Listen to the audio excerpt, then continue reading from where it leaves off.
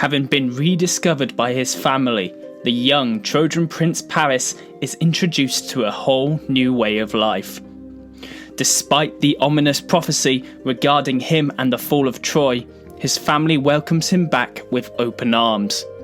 However, behind the scenes, Aphrodite, the goddess Paris has chosen as the fairest out of her, Athena and Hera, was hard at work, putting in place all the pieces that would see Paris claim his reward for choosing her over the other goddesses. This reward was Helen, the beautiful princess of Sparta. Helen, a daughter of Zeus, had just come of age, and so, as word of her beauty spread across Greece, hundreds of potential suitors descended on the royal palace of Sparta.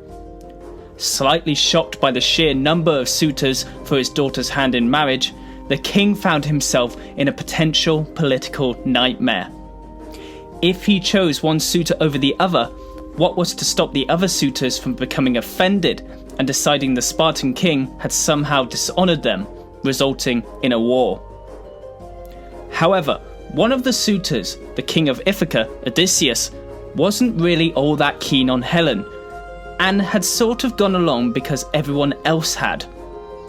Upon arriving in Sparta and being introduced to Helen's cousin, Penelope, Odysseus immediately became smitten, admiring the young woman's intelligence, and realizing that he wanted to marry Penelope and not Helen.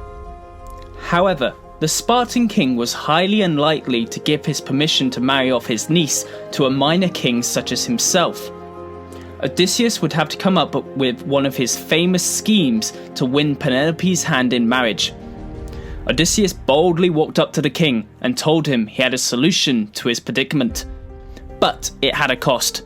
He would only tell the king how to solve Helen's suitor problem if in return he was given Penelope's hand in marriage. This slightly shocked the king and his family, as Helen was conventionally more beautiful than her cousin. But nonetheless, the king agreed to give his blessing to the match. It was then Odysseus explained his cunning plan. Odysseus proposed the king make each of the suitors present swear that they would uphold the marriage of whomever the king chose to wed Helen to. This would, in theory, not only give the victorious suitor a beautiful wife, but would also give him the combined power of all the suitors gathered there that day. If the marriage was ever threatened by a foreign prince coming to Greece and running off with Helen. Needless to say, the chances to marry both the most beautiful girl in Greece and be able to call upon a powerful army if they needed it sways many of the suitors to take up the oath to honour and protect the marriage. With the problem of offending the suitors dealt with, Helen's father chose the brother of the powerful warrior king Agamemnon, Menelaus, as Helen's husband. The honour-bound suitors then left the Spartan citadel, whilst Odysseus whisked his new bride back to Ithaca, when the newlyweds soon had a son, a certain Prince Telemachus.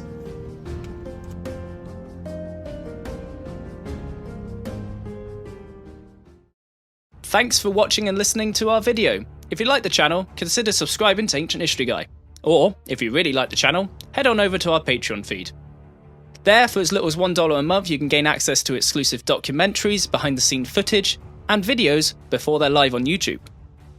All sources are listed and linked in the description below. Be sure to like, comment and subscribe. I've been the Ancient History Guy, and as always, I'll be seeing you later.